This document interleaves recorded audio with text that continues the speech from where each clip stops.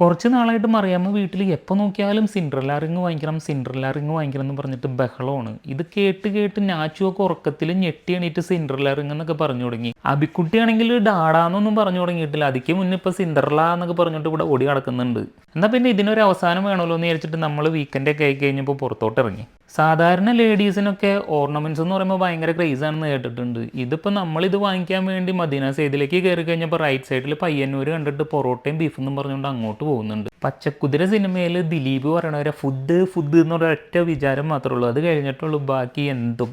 പണ്ടൊക്കെ ഒരു ദിവസം 7-8 ചായയൊക്കെ കുടിച്ചിരുന്നു മറിയാമ്മ. പിന്നെ പതുക്കെ പതുക്കെ നിർത്തിച്ചതാണ്. ഞാൻ മമ്മീനോട് അന്ന് ചോദിച്ചിരുന്നു, മമ്മിക്ക് ഇതിനെ വളർത്തുന്ന നേരം കൊണ്ട് ഒരു ചായക്കട തുടങ്ങിയെങ്കിൽ ഇപ്പോൾ കോടീശ്ശേരി ആവായിരുന്നല്ലോ എന്ന്. സാധാരണ പോലെ തന്നെ മറിയാമ്മയാണ് ഓർഡർ ചെയ്തത്. നമ്മുടെ സേഫ്റ്റി നമ്മൾ നോക്കണമല്ലോ. അങ്ങനെ ഫസ്റ്റ് തന്നെ സ്റ്റാർട്ടറായിട്ട് ഒരു ഫിഷ് ഫില്ലറ്റ്, ഇത് ഇതേപോലത്തെ ഒരു സംഭവം. മറിയാമ്മയും കൂട്ടി ഞങ്ങൾ ഫാമിലിയൊക്കെ ആയിട്ട് പുറത്ത് ഫുഡ് കഴിക്കാൻ പോയി കഴിഞ്ഞാൽ ആദ്യം മറിയാമ്മ പറയും ഇതെനിക്ക്, അതെനിക്ക്, ഇതെനിക്ക്. നല്ല നല്ല പീസുകൾ മറിയാമ്മ എടുത്ത് വയ്ക്കും. നമ്മളാരും അതുമ്പോൾ പിന്നെ തൊടാൻ നിൽക്കില്ല. അതുമാത്രമല്ല, ഇപ്പോൾ 5 പേരുണ്ടെങ്കിൽ 5 പേരുടെ പ്ലേറ്റും നോക്കിയിട്ട് അതിൽ ഏതാണ് ഏറ്റവും വൃത്തിയുള്ളതും ഏറ്റവും ഭംഗിയുള്ളതും നോക്കിയിട്ട് ആളെടുക്കും. അങ്ങനത്തെ കുറേ വൃത്തികെട്ട അസുഖങ്ങളുണ്ട്.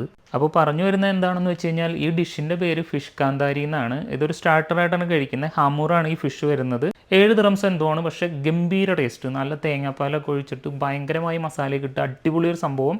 എല്ലാവരും ഒന്ന് ട്രൈ ചെയ്ത് നോക്കണം കേട്ടോ. അത് മറിയാമ്മയുടെ പ്ലേറ്റിലൊക്കെ കഴിഞ്ഞ് കഴിഞ്ഞാൽ പിന്നെ നമ്മൾ ഭയങ്കര കെയർഫുള്ളായിട്ട് തന്നെ ഇരിക്കണം. അല്ലെന്നുണ്ടെങ്കിൽ ടെറിട്ടറി കയറി ആക്രമിക്കും അവൾ. നമ്മൾ അറിയുക കൂടിയില്ല. അത്രയ്ക്ക് സ്കില്ലാണ്. ഇനിയിപ്പോൾ നമ്മൾ കൊടുത്തില്ല എന്നുണ്ടെങ്കിൽ പട്ടി ഇറച്ചിക്കടയിലേക്ക് നോക്കിയിരിക്കുന്നവർ ഇങ്ങനെ നോക്കിയിരിക്കും നമ്മൾ കഴിക്കുന്നത്. അതിലും ഭേദം കൊടുക്കുന്നതാണ്. അങ്ങനെ ഇരിക്കുമ്പോഴാണ് മറിയാമ്മ ഓർഡർ ചെയ്ത അടുത്ത ഐറ്റംസ് എത്തിയത്. 3-4 പൊറോട്ട, ഒരു കപ്പയും ബീഫും, ഒരു ബീഫ് ഫ്രൈ. ബീഫ് ഫ്രൈയും പൊറോട്ടയും മറിയാമ്മയുടെ ഫേവറേറ്റ് ആയിട്ടാണ്. അല്ലെങ്കിൽ ബീഫ് കൊണ്ട് ഉണ്ടാക്കിയ എന്ത് കണ്ടാലും അപ്പം തന്നെ തിന്നു തീർക്കുന്ന ഒരു പ്രത്യേക സ്വഭാവകാരിയാണ് മറിയാമ്മ. പണ്ടേതോ പശുവോ പോത്തോ എന്തോ കുത്താനോ ഓടിച്ചിട്ടുണ്ട്. അന്ന് ചെറുതായിരുന്നുകൊണ്ട് എനിക്ക് പ്രതികാരം ചെയ്യാൻ പറ്റിയില്ല. വലുതായി കഴിഞ്ഞ് കഴിഞ്ഞപ്പോൾ പോത്തിനെയും പശുവിനെയും കാണാനും കിട്ടണില്ല UAE-ൽ. അതുകൊണ്ട് ഇങ്ങനെ വരുന്നതൊക്കെ ഞാൻ തിന്ന് തീർത്ത് എൻ്റെ പ്രതികാരം നടത്താണെന്നാണ് പറയുന്നത്. അപ്പോൾ ഞാൻ ചോദിച്ചു, നിന്നെ പട്ടിയും ഓടിച്ചിട്ടുണ്ടല്ലോ പണ്ട് എന്ന്. അതിനൊന്നും ഉത്തരവില്ല. ലാസ്റ്റ് ടൈം മറിയാമ്മയുടെ ബ്ലഡ് റിസൾട്ടിലെ കൊളസ്ട്രോൾ കണ്ട ഡോക്ടർ പ്രത്യേകം ചോദിച്ചു മോളെന്താ വീട്ടിൽ കഴിക്കണേന്ന്. അപ്പം മറിയാമ്മ വളരെ അഭിമാനത്തോടുകൂടി പറയുന്നുണ്ടായിരുന്നു, ബീഫാണ് എനിക്കിഷ്ടം, ഞാൻ കൂടുതലും കഴിക്കുന്നത് ഇതാണെന്ന്. അന്ന് ഡോക്ടർ പറഞ്ഞൊരു കാര്യമുണ്ട്, എൻ്റെ പൊന്നു മോളെ പോത്തിൻ്റെ ബ്ലഡ് എടുത്ത് ടെസ്റ്റ് ചെയ്താൽ അതിനുണ്ടാവില്ലല്ലോ ഇത്രയും കൊളസ്ട്രോൾ എന്ന്. അങ്ങനെ മറിയാമ്മ അടുത്തൊരു ചായയും കൂടി ഓർഡർ ചെയ്തു. അപ്പോൾ ഫുഡ് അടി ഏകദേശം അവസാനിച്ചിരിക്കുന്നതായി നമുക്ക് കണക്കാക്കാം. അങ്ങനെ ഞാൻ നേരെ ബില്ലൊക്കെ പേ ചെയ്ത് കുറച്ച് ജീരകമൊക്കെ പറക്കിയിട്ട് ഇങ്ങോട്ട് പോകുന്നു. ഞാച്ചു ഇല്ലാത്തതിൻ്റെ ഒരു കുറവുണ്ട്. അല്ലാന്നുണ്ടെങ്കിൽ ഞാൻ റേഷനരിയിൽ നിന്ന് കല്ല് പറക്കണവരെ ഇതിൽ നിന്ന് ജീരകം മിഠായി മാത്രം എടുത്തിട്ട് അവന് പറക്കി കൊടുക്കേണ്ട ഒരു അവസ്ഥ വന്നേനെ.